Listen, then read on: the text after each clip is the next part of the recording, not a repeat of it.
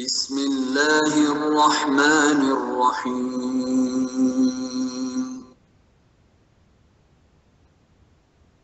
هو الذي يحيي ويميت فإذا قضى أمرا فإنما يقول له كن فيكون ألم تر إلى الذين يجادلون في آيات الله أنى يصرفون الذين كذبوا بالكتاب وبما أرسلنا به رسلنا فسوف يعلمون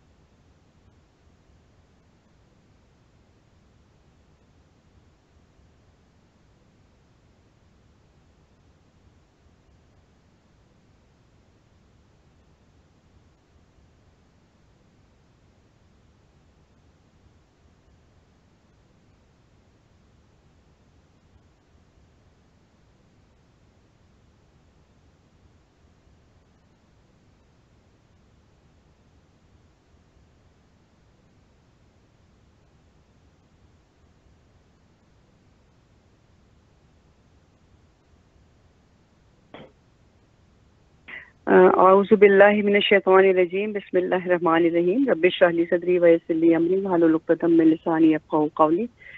So we were at ayah number 67 we had done, and we had to start 68. We'll just go behind to 67 to catch up from where we stopped, inshallah. And I pray to Allah subhanahu wa ta'ala that may He let us understand the best aspect of it, and may He forgive any shortcomings that we have and take the best message to us for our practice in our lives, inshallah. So I'll start again. I'll read Surah ayah number 67 and then go to 68. It is He who created you from dust, then from a sperm drop, then from a clinging clot. Then He brings you out as a child. Then He develops you that you reach your time of maturity. Then further that you become elders. And among you is He who is taken in death before that, so that you reach a specified term and perhaps you will use reason. So in this ayah, the last ayah that we did, Allah subhanahu wa ta'ala is telling us about the stages of life, so that we can appreciate how we have no basically control of what happens with us, what we go through. It's only Allah subhanahu wa ta'ala who takes us through these stages to bring us to death. And death is the stage after which we will be raised up again to go to Allah subhanahu wa ta'ala to be judged for whatever we did in this world. So we're coming to ayah number 68 now. He it is who gives life and causes death, and when he decrees a matter, he but says it to be, and it is. So it's kun fayakun. Obviously he gives lives and he causes death, and that we all know very well because we see babies being born all the time, we see people die all the time. But then what Allah subhanahu wa ta'ala is saying here is that's not a very difficult thing for him to do. It's just that he has to say kun and it happens. And Allah subhanahu wa ta'ala has said this about other things in the Quran also, not just creation of life and death, that whatever he wants to create, he just says kun and it just happens. So subhanallah, it's Allah subhanahu wa ta'ala's greatest, it's miracle. It's his way, actually. It's a sunnah.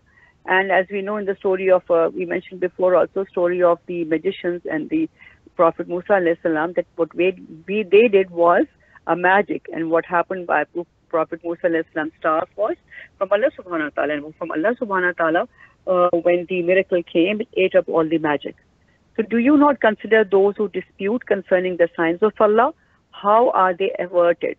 Anna yusrafun.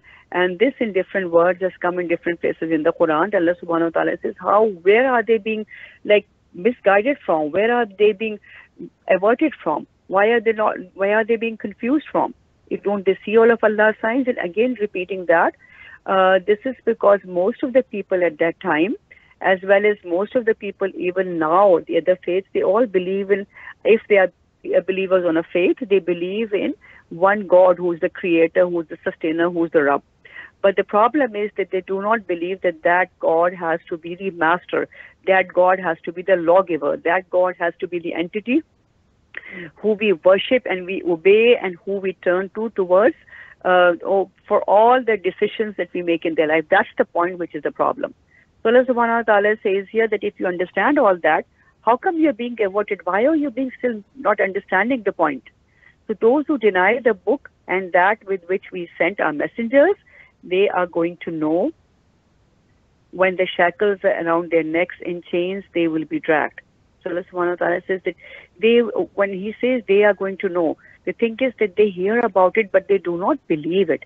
They do not understand it. So at that time, they will know when may Allah protect us, he says, the shackles will be around the necks and the chains, and they will be dragged. As we know, this used to happen in olden times. People used to have stuff in their neck, shackles in their neck. These days, still they have the chains.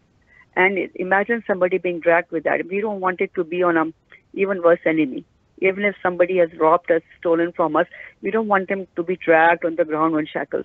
But this is what Allah subhanahu wa ta'ala has said is going to happen to those who do not see this, who do not understand this. In boiling water, then in the fire, they will be filled with flame.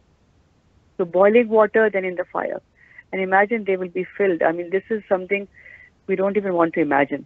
And Allah subhanahu wa ta'ala says this will happen to all those who deny Allah subhanahu wa ta'ala's sign and refuse to be the obedient servants to Allah subhanahu wa ta'ala. And again, obedience to Allah subhanahu wa ta'ala, it doesn't really help Allah subhanahu wa ta'ala at all. It doesn't benefit Allah subhanahu wa ta'ala at all, but this only helps the people because Allah subhanahu wa ta'ala's ways are the best ways basically for us, for humanity.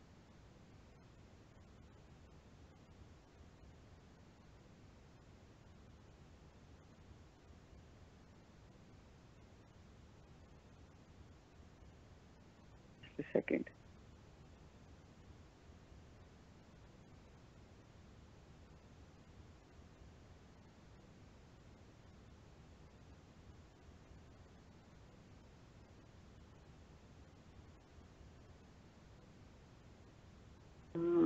We're having a problem with the screen sharing, but I'll read it for you anyway. Then it will be said to them, where is that which you used to associate with Allah? Where are those entities who you used to obey instead of Allah subhanahu wa ta'ala?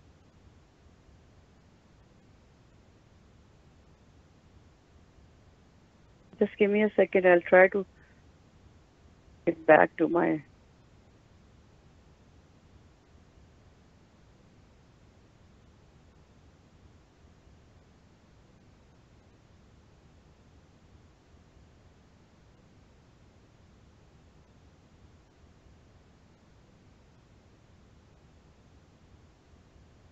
having a problem with the internet connection. Should we continue reading? Because it's not coming clear.